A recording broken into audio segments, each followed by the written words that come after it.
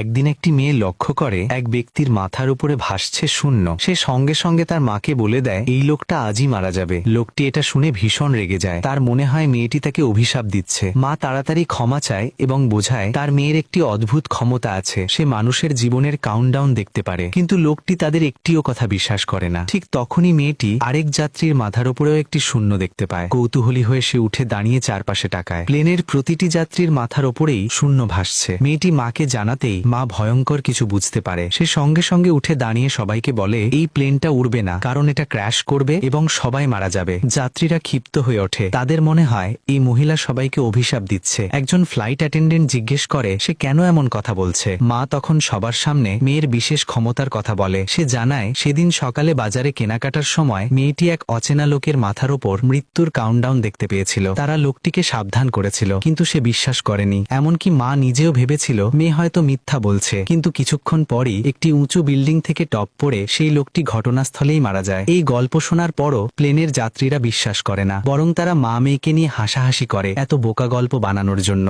মা আবারও সবাইকে সতর্ক করে এই প্লেনটা সত্যিই ক্র্যাশ করতে যাচ্ছে, কিন্তু কেউ বিশ্বাস করে না। বরং নিরাপত্তা কর্মীরা এসে প্লেন ছাড়তে দেরি করানোর অভিযোগে মা মেয়েকে জোর করে নামিয়ে দেয়। প্লেনটি স্বাভাবিকভাবেই উড়ে যায়। ভেতরের যাত্রীরা তখনও মা মেয়েকে নিয়ে ঠাট্টা করতে থাকে। হঠাৎ করেই প্লেনের জানালায় ফাটল ধরে। কিছুক্ষণের মধ্যেই প্লেনটি ভয়ঙ্কর দুর্ঘটনার শিকার হয়। তখন সবাই বুঝতে পারে মা আর মেয়েটি সত্যিই সত্য বলছিল, কিন্তু তখন আর কিছুই করার ছিল না। কিছুদিন পর মা আর বাবা মেয়েটিকে স্কুলে নিয়ে যায়। স্কুলে ঢুকেই মেয়েটি আবার দেখে সব মানুষের মাথার ওপর ভাসছে শূন্য।